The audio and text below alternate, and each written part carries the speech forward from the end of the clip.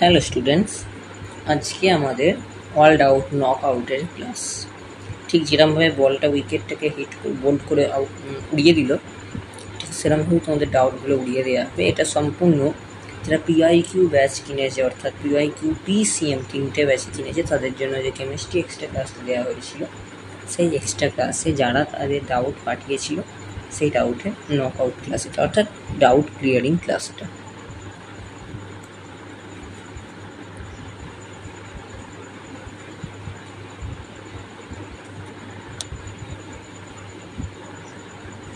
তো কি ডাউট পাঠিয়েছে দেখি পরেরটা। এই ডাউটটা পাঠিয়েছে আমাদের, কি নাম, এক সেকেন্ড দাঁড়াও, কৌশিক। এই ডাউটটা পাঠিয়েছে আমাদের কৌশিক দাস। কৌশিক, তুমি লেকচার তার মানে ভালো করে প্র্যাকটিস করোনি, এর থেকে কি বোঝা গেল? কারণ এটা লেকচারে করানো হয়েছিল, একদম ভালোভাবে ধরে ধরে জিনিসটাকে প্র্যাকটিস করা হয়েছে। এইগুলো কি করে করতে হয়। 3টে মৌল বলেছে এ, বি ও সি সমন্বয়ে গঠিত। এ, বি ও সি এর সমন্বয়ে গঠিত কেলাসাকার যৌগ ঘনকাকার কেলাস গঠন করে। এটা কোনো একটা বই থেকে তুলে পাঠিয়ে দিয়েছে, এখানে করা নেই বলে। এর একক কোষটি চিত্রে প্রদর্শিত হলো, এটা প্রদর্শিত হয়েছে, দিয়ে দিয়েছে। একক কোষটির মোট কণা সংখ্যা এবং যৌগটির সম্ভাব্য সংকেত নির্ণয় করো। সে ঘনকাকার একক কোষ তৈরি করছে। ক্লিয়ার? বি সি, এটা লালটা, এটা বি, এটা এ, এটা বি, আর এটা সি। দেখতে পেয়েছি? তাহলে একটা জিনিস আমায় বল, কি কি পরমাণু আছে? এ আছে, বি আছে,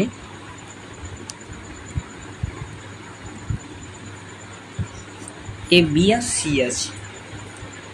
আচ্ছা, এগুলো দেখ কোথায় কোথায় আছে। এখানে, এখানে, এখানে, এখানে, এখানে, এখানে, এখানে, এখানে, 4 কোণে 4টে আছে। কি বললাম? 4 কোণে 4টে আছে। যে একক কোষের কণা সংখ্যা 4, অর্থাৎ প্রত্যেক কোণেতে একটা করে আছে।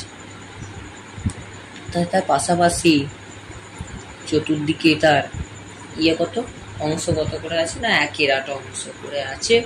আর তার পাশাপাশি 8টা যুক্ত হতে পারে, 1/8 অংশ করে আছে। এটা আমরা থার্ড লেকচার না হলে সেকেন্ড লেকচার যেটা আছে সেটাতে জানি, শিখেছি সেটাতে।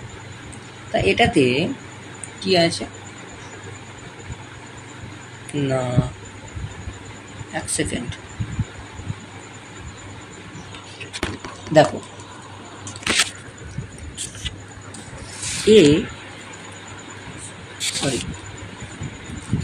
এ কোথায় আছে না, এ আছে তো কৌণিক বিন্দুগুলোতে। তাহলে কৌণিক বিন্দুগুলোতে হলে ভাগ কত হয় না, 8 × 1/8 মানে একটা ভাগ হয়। বি কোথায় আছে? বি আছে দেহকেন্দ্রে। দেহকেন্দ্রে ভাগ কতগুলো হয়? একটাই হয়, আর একটা কোণাই আছে, 1 হলো। সি কোথায় আছে? সি আছে পৃষ্ঠকেন্দ্রগুলোতে।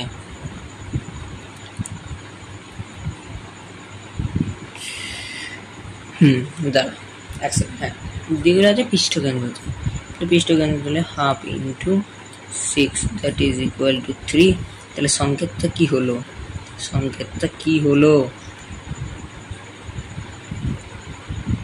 A is to B is to C, 1 is to 1 is to 3। অতএব সংকেত A B C।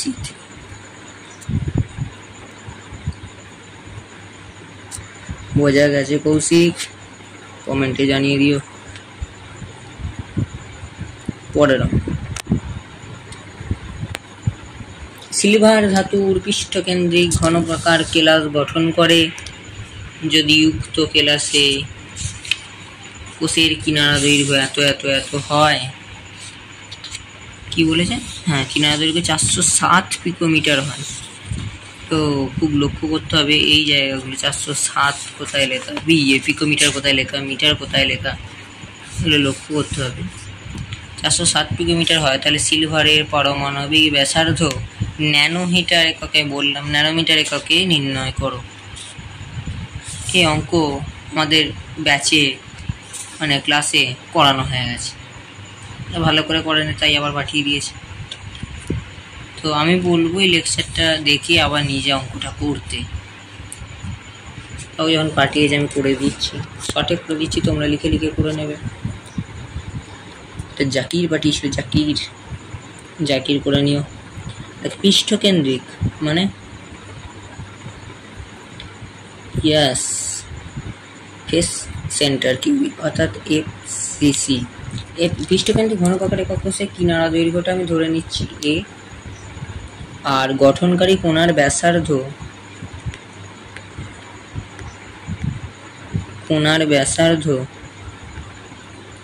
ধরে নিচ্ছি R, আর এর মধ্যে সম্পর্কটা আমরা জানি A সমান R ইন্টু 2√2, জানি না জানি। A সমান 407 জানি, তাহলে 407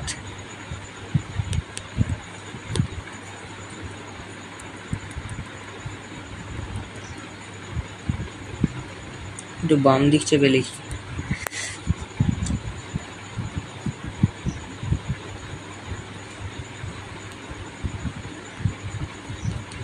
407 পিকোমিটার মানে 407 ইন্টু 10⁻³ ন্যানোমিটার। ক্লিয়ার? তাহলে পারমাণবিক ব্যাসার্ধ কত হলো বাবা? পারমাণবিক ব্যাসার্ধ হলো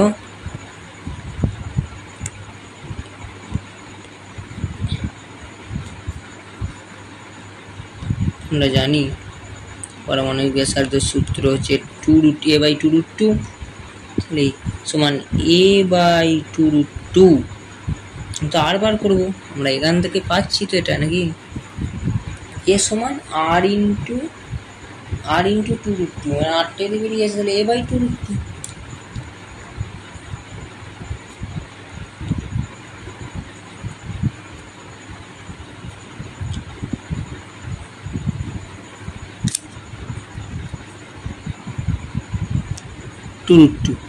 এবার এখানে মানগুলো বসিয়ে দিবি, অ্যান্সার চলে আসবে 0.1438 ন্যানোমিটার।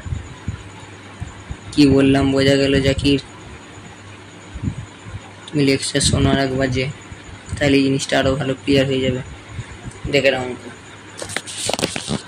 এখানে মানগুলো বসাবে, 407 -3 ন্যানোমিটার বাই 2√2, ক্যালকুলেটারে মারবে, উত্তর পেয়ে যাবে। চেষ্টা করবে মুখে মুখে করার। ও বাবা, এবার যেই মেনের অঙ্ক পাঠিয়ে দিয়েছে, দাঁড়াও এটাকে একটু বক্স করে ঘিরে দিই।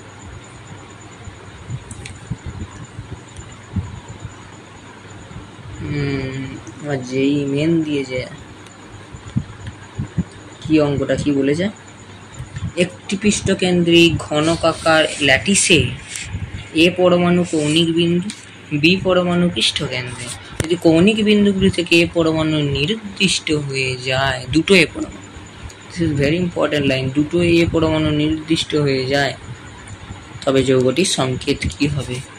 ভেরি ইজি, একক কোষের কৌণিক বিন্দুতে আছে, তার মানে আমি লিখব কৌণিক বিন্দুতে A পরমাণু কটা থাকবে, তাহলে 6 × 1, দুটো নির্দিষ্ট হয়ে গেছে তো, 8টা থাকে, দুটো নির্দিষ্ট হয়ে গেছে তো কটা আছে, 6টা আছে, তাহলে 6 × 1 মানে 3/4।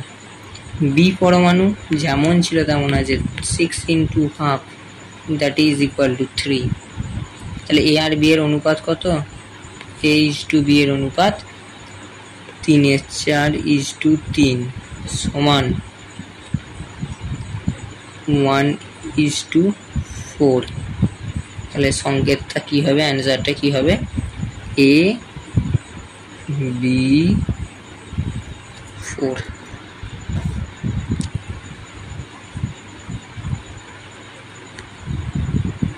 বোঝা গেছে যেই মেনের অঙ্ক হয়ে গেছে করা। এই অঙ্কটা আটকানোটা একদম অবাস্তব, এই অঙ্কটা কিচ্ছু নেই, সিম্পল পাতি অঙ্ক একটা। ইনি আবার কি পাঠিয়েছেন দেখো, ক্রোমিয়াম, ও বাবা এটা তো সালের কোশ্চেন একটা। ক্রোমিয়াম ধাতুর কেলাসনে দেহকেন্দ্রিক ঘনকাকার ল্যাটিস গঠিত হয়। এটা অ্যাপ্রক্সিমেট কত সালের অঙ্ক এটা, ওই 18 নাহলে 19 যে কোনো একটা, আমার মনে বলছি 18 নাহলে 19 যে কোনো একটা হবে। কি বলেছে অঙ্কটা, ধাতুর কেলাসের দেহকেন্দ্রিক ঘনকাকার ল্যাটিস গঠিত হয় যদি ক্রোমিয়াম ধাতুর ব্যাসার্ধ এত পিকোমিটার হয়, তাহলে ক্রোমিয়াম ধাতুর ঘনত্ব নির্ণয় করো। তা দেহকেন্দ্রিক ঘনকাকার একক কোষের কিনারা দৈর্ঘ্য আমরা জানি, দেহকেন্দ্রিক এই ক্ষেত্রে EFCC 4r/√3। কেন লাগছে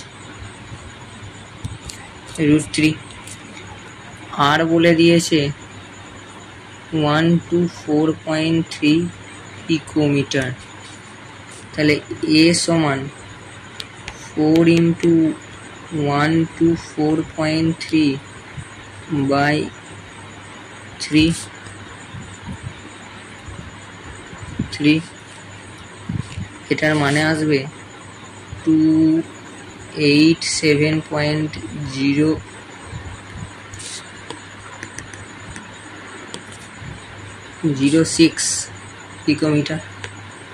এই অঙ্কগুলো নিজেদেরকে করা উচিত ছিল, সহজ অঙ্ক। এই সমস্ত লেকচারে পড়ানো আছে into 10 to the power -10।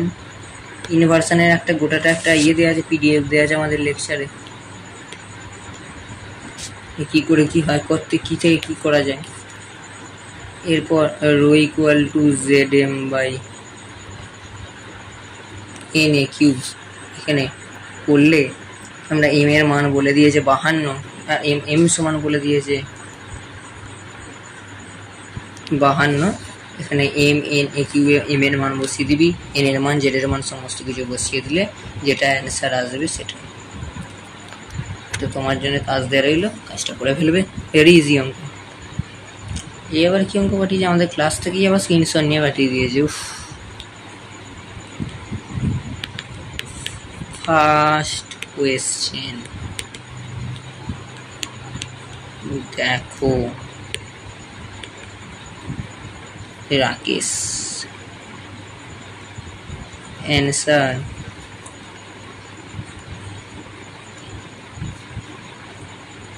ABC3।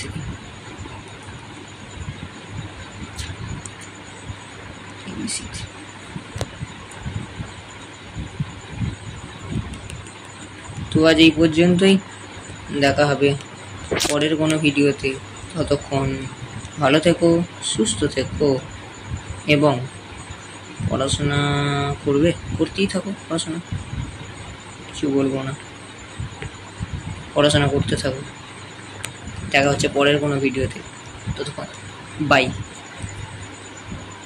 Genuine doubt পাঠাবে, এরকম সহজ ডাউট পাঠানো, এগুলো ডাউট নয়। দেখা হচ্ছে নেক্সট ভিডিওতে। কিছু বলার নেই আর, প্র্যাকটিস করো, ক্লাস করো, ক্লাস চলছে আমাদের। যারা ভর্তি হতে চাইছো তারা আমার PIQ ব্যাচে ভর্তি হতে পারো। যোগাযোগ করার নাম্বার এটা, কিংবা এটা।